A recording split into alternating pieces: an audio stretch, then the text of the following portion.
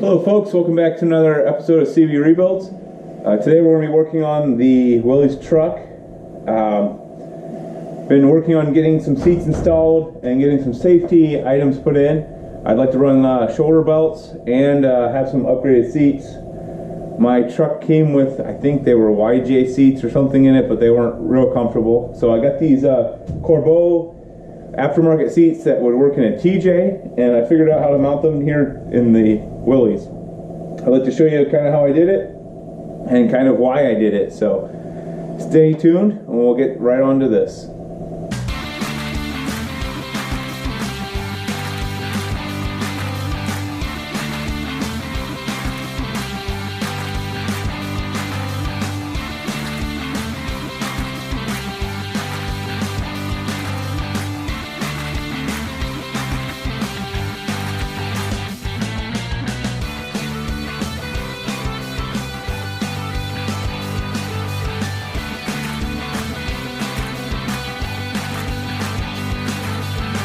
Alright, so if you want to put seats in your old truck or your Willys truck, there's not a ton of leg room in here, and there's also not a ton of storage. So if you're looking to drive this vehicle and have some conveniences like being able to store your personal items, or maybe your wife's purse, or a backpack or something, you may want to keep the original toolboxes. So the toolboxes are this right here, right underneath the seat.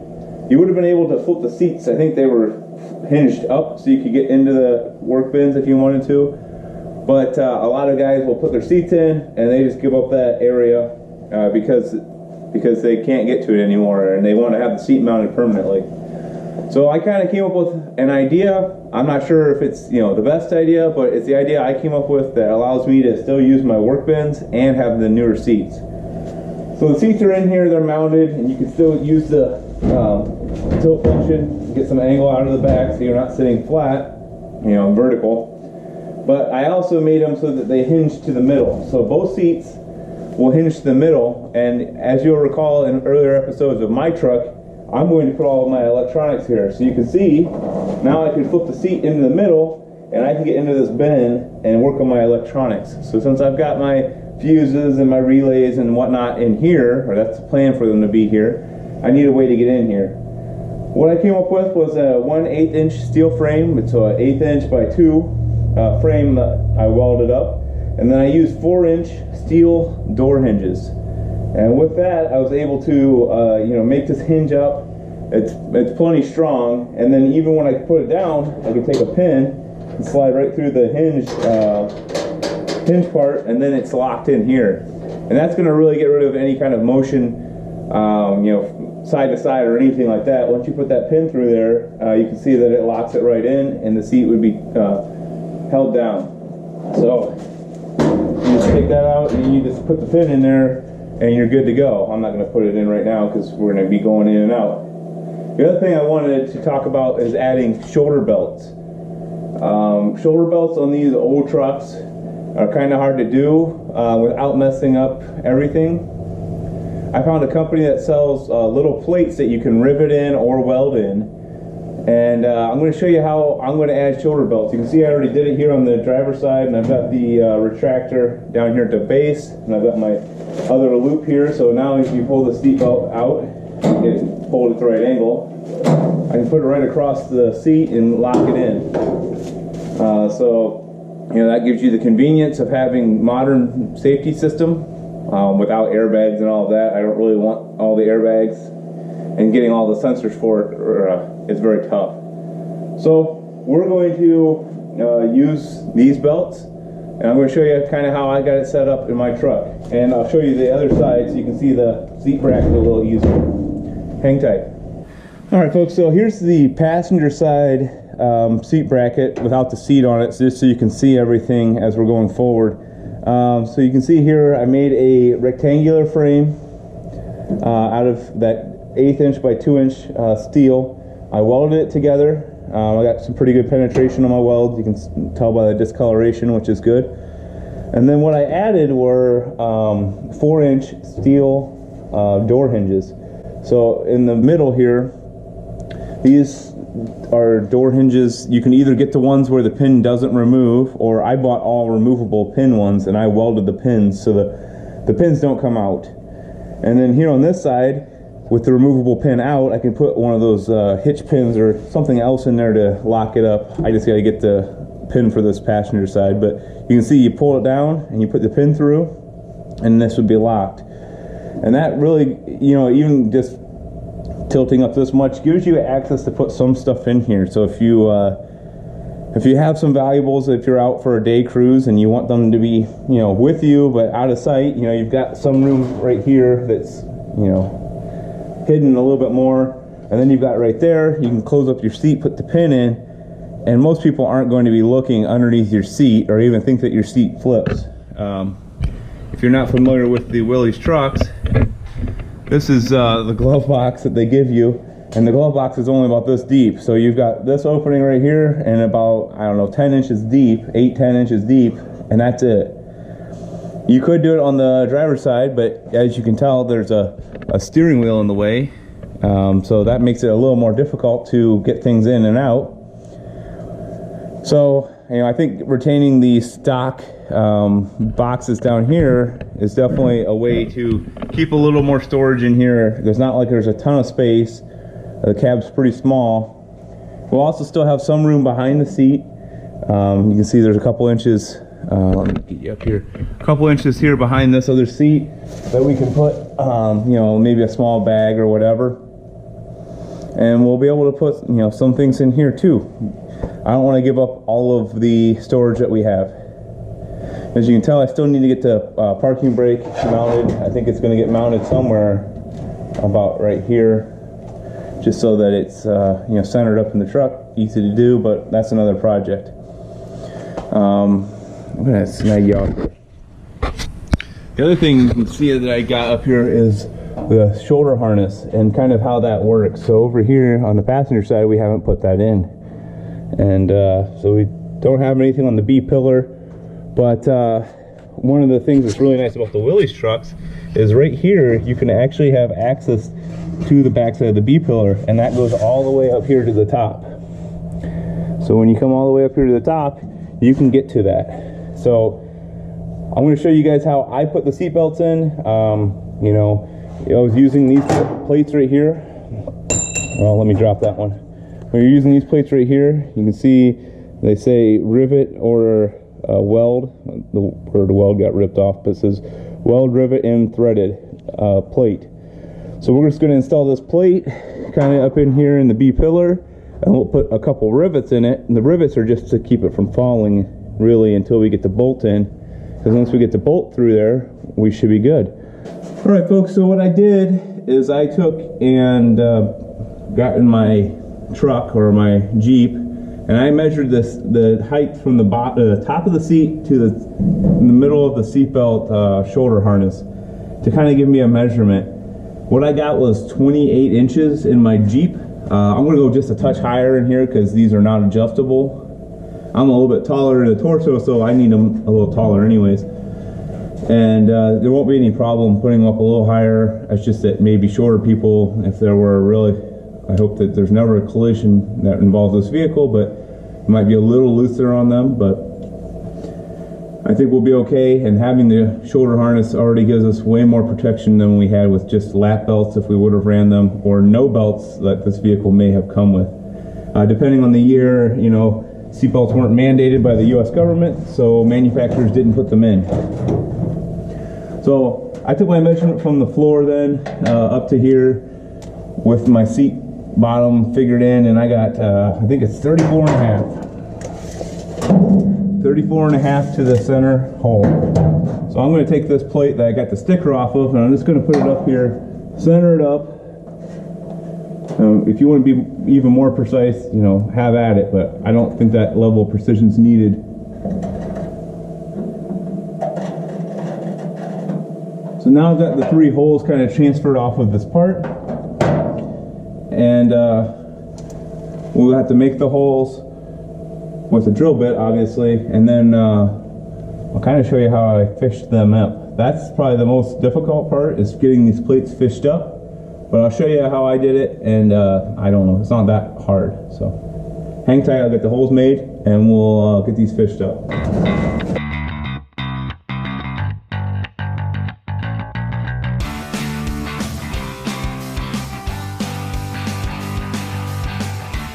Now that I got the 1/4 inch nut, not the 5/16 by 18 nut, that'll make a big difference. So I got the 1/4 inch nut.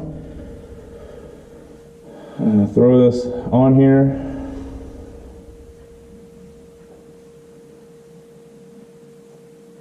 Got it tied, and you need the 1/4 inch nut because then it's a 7/16 outside diameter instead of a 1/2 inch, so it falls through our 1/2 inch hole. So you just push it through, and came out the bottom, which is awesome. That's what we need. So now we can pull this out so I can have a little bit of slack. Cut the string off again. And we take the plate that we have and we're going to feed it through the way we want it to come out. So we kind of want it to, when the string gets up there, because the string goes through, we need to fit it through the plate, going through the front here.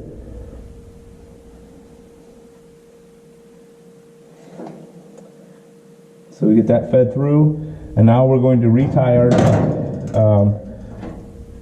Now you could use whatever size nut or washer or anything else you wanted to use, just because you just don't want that to pull through. Because we'll use gravity to get this part out at the end. So I'll just tie it, a couple overhand knots in it if you want. You just don't want it to come off. Got a couple overhand knots. I'll pull on this just a little bit. Trying to get it set. So now I'm going to place it into the B pillar here just the way that I want it to set when we get to the top. I'm putting a little bit of pressure on the string, and I'm just going to pull it up. Alright, so you can see here, now it's all the way to the top, and I can see the threads. So I'm going to take my bolt, and we're going to try to get it started, just loosely right now. Alright, so I got the bolt started, and now the head of the bolt, that's not going to fall out. I can let that nut go all the way back down, and I can fish it out, and I can pull the string out.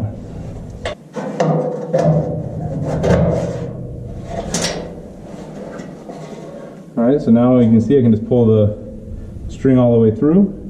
We've still got it held up there with the bolt, so it's not going to fall out. Leave the magnet there in case we need it.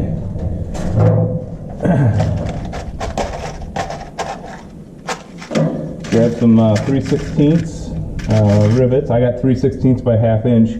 It'll really depend how thick your B pillar is here and how thick your plate is on how long of a rivet you need.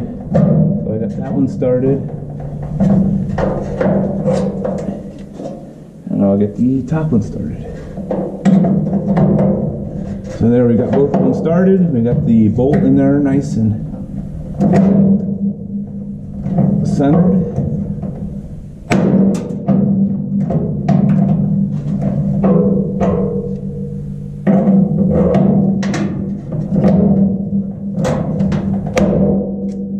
Top one didn't pull well, but that's okay. We can grab a grinder and get that straightened up. That won't be a problem.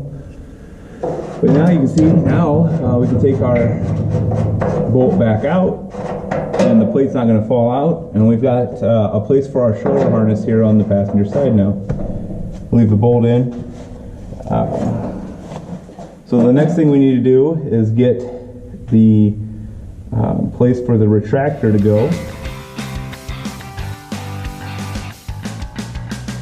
So that added step there of grinding down isn't required if you buy quality rivets, but I'm cheap and I don't.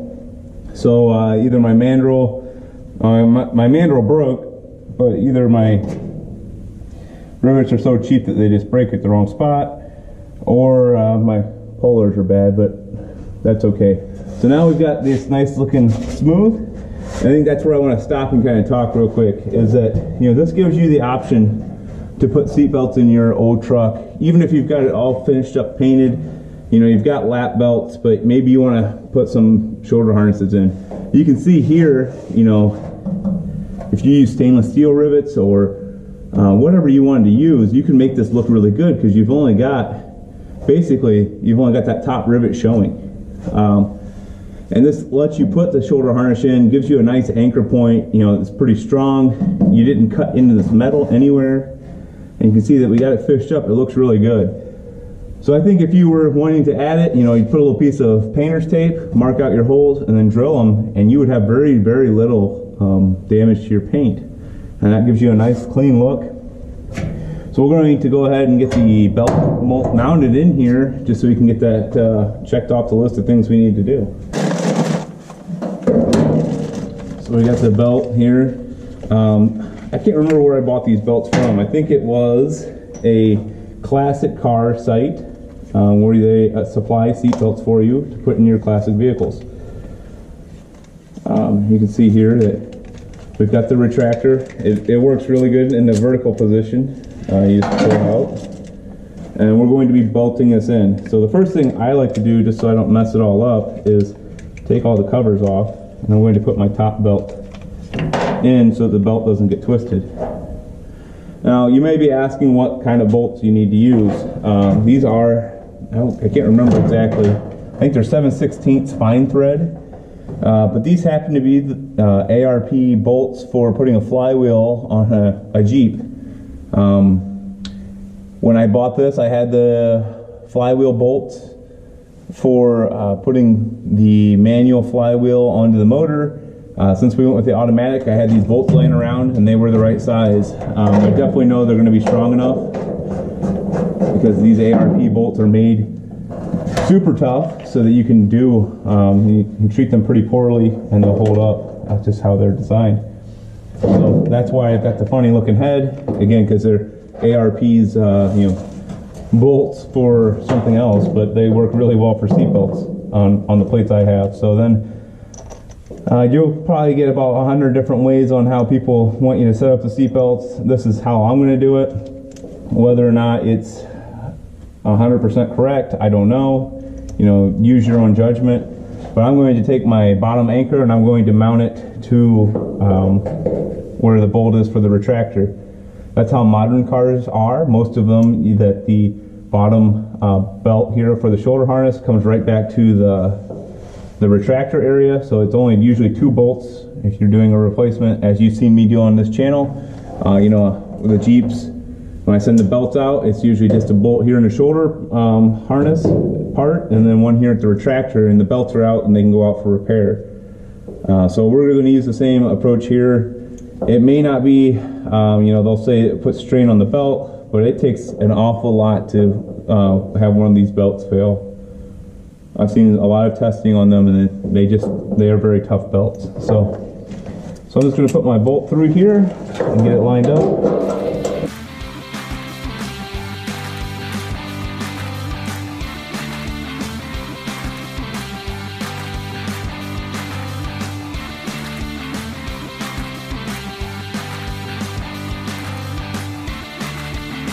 But you can see now, we can pull this out, we can go right over where the belt would go and clip in. So we don't have the center mounts done yet, but I kind of want to show you how I'm going to do that.